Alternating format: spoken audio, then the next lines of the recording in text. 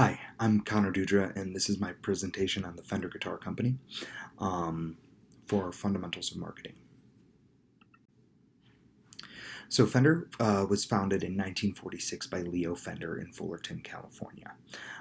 He was always a musician in life, and he wanted to create a company to create instruments that he loved. Fender is renowned for electric guitars, basses, and amplifiers.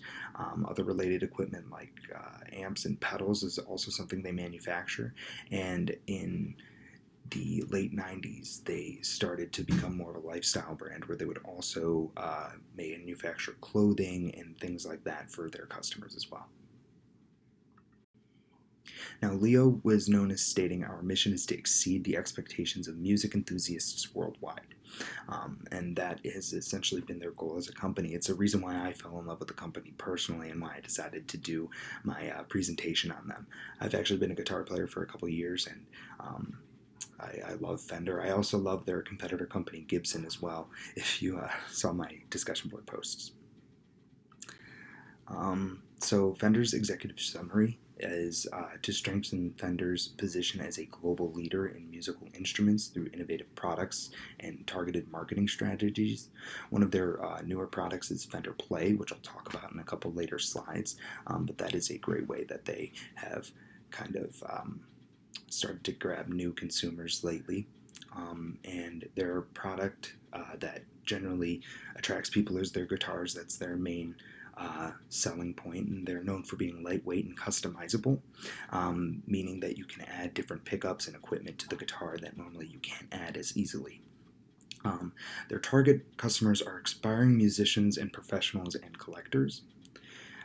Their positioning is a modern and accessible instrument that maintains Fender's heritage. Fender has been around for a very long time, so that brand wants to keep their classical feeling of their guitars within all of their newer models. And their marketing mix is known for product innovation, competitive pricing, global distribution, and integrated promotional campaigns. Taking a look at Fender's SWOT analysis, again, their mission statement is to empower musical creativity worldwide. Their core competencies are heritage, innovation, and customer loyalty. Generally, when customers purchase guitars, they like to stick with a brand and they get very attached to that. Another brand like Gibson and Schecter are also known as being very attractive to customers who play guitar. Some smart goals for the company should be to launch new product within 2025. They should be consistently announcing new guitars to keep up with other guitar companies. They should increase their market share in the Asia Pacific area in 2025. Gibson and other companies like Schecter as well are known for being a little bit more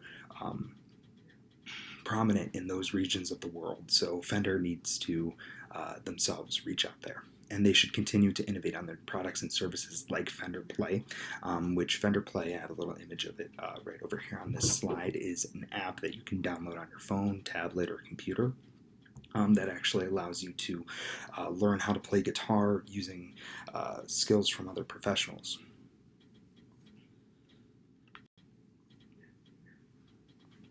For a SWOT analysis, the brand's strengths are definitely, it's an iconic brand because it's been around for a very long time and it has a very loyal customer base.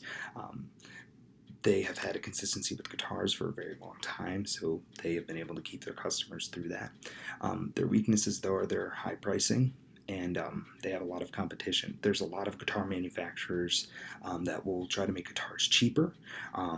Many brands use pickups that are manufactured in other countries as well to source guitars more cheaply. An opportunity is a growing interest in music education and e-commerce. So Fender Play is a great example of this.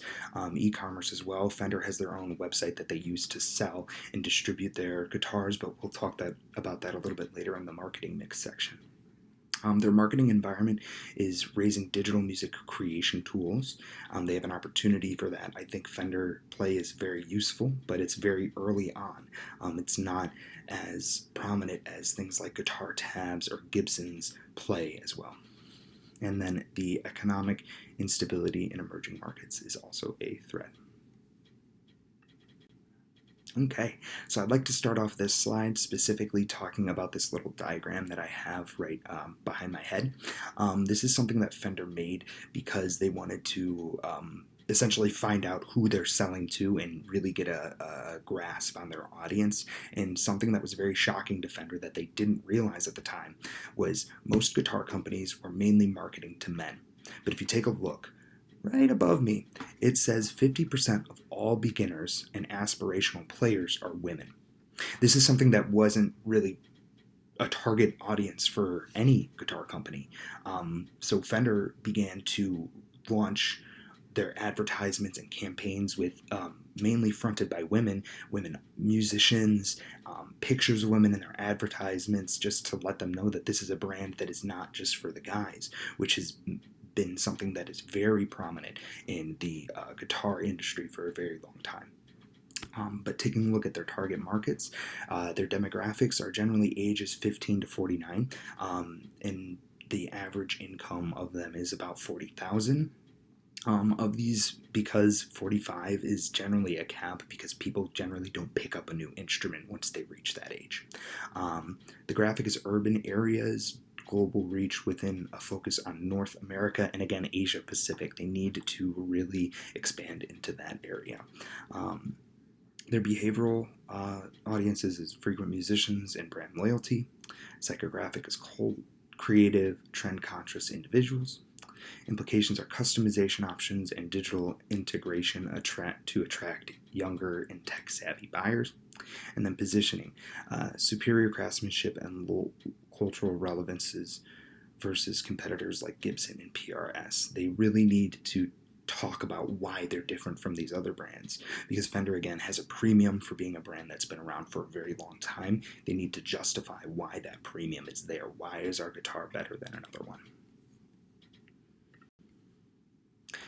Now we're going to move on to a big topic. This is Fender's marketing mix, so we'll go ahead and get on into it. First of all, let's start with the product. The product life cycle of a guitar, or any musical equipment for that matter, is generally lifetime. If you take good care of it, it's going to last you a very long time.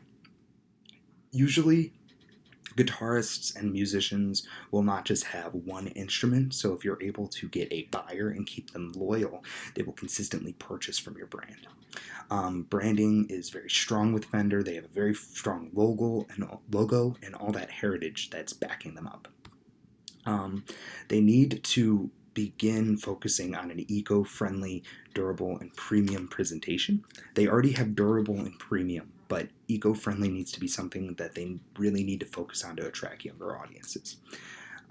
And then their differentiation is a lightweight design with modular parts and customization. Again, Fender is very known for that design. Their pricing strategy, it should be penetration pricing to attract younger buyers. Customer perceptions are premium quality, affordability, and entry-level models. We need to have cheap and affordable entry-level models to be able to attract younger audiences, because younger audiences are not going to be as affluent as older. And then they priced 10 to 15% lower than Gibson's similar offerings, which is great. They're already less expensive than Gibson. For their distribution, they use a channel strategy, which is direct to consumer via their website, but they also have partnerships with music retailers such as Guitar Center for e-commerce. International implications are expanding distribution in Asia Pacific, and their inventory control does focus on just-in-time production. So the guitars are ready just in time for shipment. And then their marketing mix promotion, they have promotion objectives to build brand awareness and drive sales.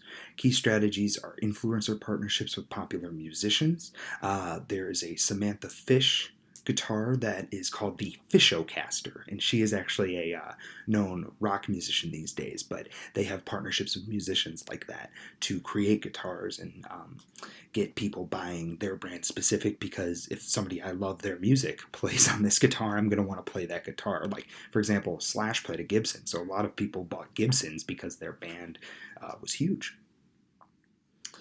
Social media campaigns showcasing customization, sales promotions, limited time discounts for new customers, events such as sponsorship of major music festivals, and then media channels are generally Instagram, YouTube, TikTok, and the Fender Play app. So, for a competitive analysis of Fender's guitars, Fender's marketing strategy capitalizes on its strong brand recognition, iconic products, and a reputation for quality and craftsmanship. These, combined with a robust multi channel presence and collaborations with artists, reinforce its leadership in the music industry. Its differentiators, Fender stands out through its ability to balance heritage with innovation, offering products that appeal to both professionals and new musicians. Incentives like Fender Play and customizations and of other guitars further strengthen its position as well. There are some challenges and opportunities that it does have.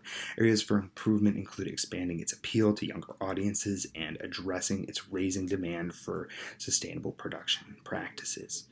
Opportunities lie in the growth of online music education and increasing popularity of home recording in emerging markets such as the Asia Pacific area. So, again, it can really benefit Fender to focus on the Fender Play app and increase its robustness, along with increasing their eco-friendly practices, because young customers these days really focus on that when buying.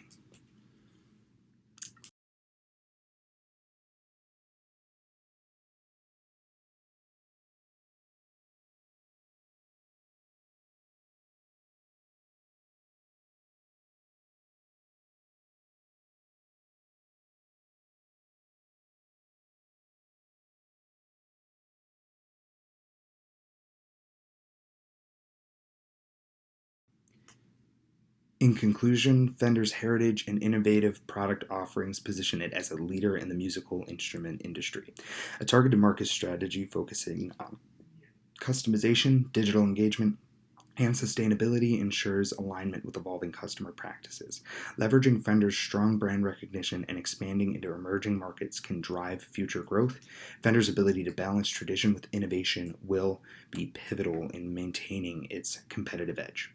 Continue focus on expanding its digital footprint and connecting with younger audiences will strengthen its market position. And then by staying true to its mission and embracing modern trends, Fender can inspire the next generation of musicians while solidifying its legacy as an iconic brand in the music industry.